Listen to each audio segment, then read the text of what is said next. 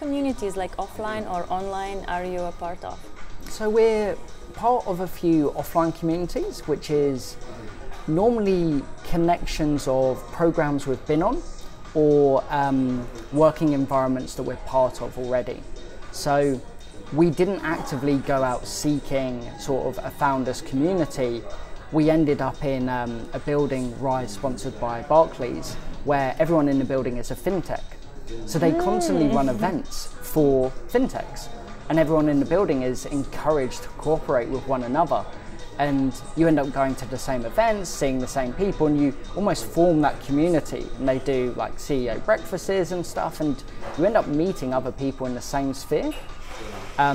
We've also been alumni of a few programs as well, and they carry their own community, so we keep updated from those guys. All in all, it's been quite nice, the fact that the updates and sort of ideas we receive are from people we already trust and have engaged with. So we know what their strong suits are.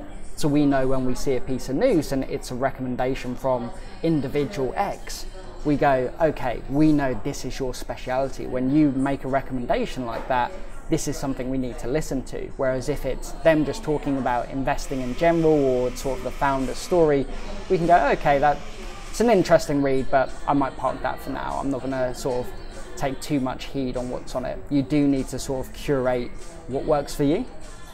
I found that going to different pitching events, I've had individuals come up to me, other founders, and have been quite surprised at the approach we're taking.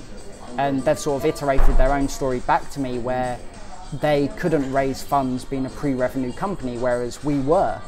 And it was quite a heated discussion initially, because they felt almost personally upset by the fact that we had the arrogance to go out there with something that was pre-revenue, and he tried and didn't make ground on it, and then had to go back and spend more of his money to get to that stage. When the reality is we were in two very different sectors. And so yes, it's important to be part of different communities, but I would encourage you to find communities within your sphere and find companies you idolize that are in the same space. Not competitors, although they are also a good source of what's going on and a touch and feel of the market, but people within your space are always so much more valuable. That's one of the things I've seen being on different cohorts, is the vast differences in approaching both investors and their business plan, depending what kind of business you're actually operating as.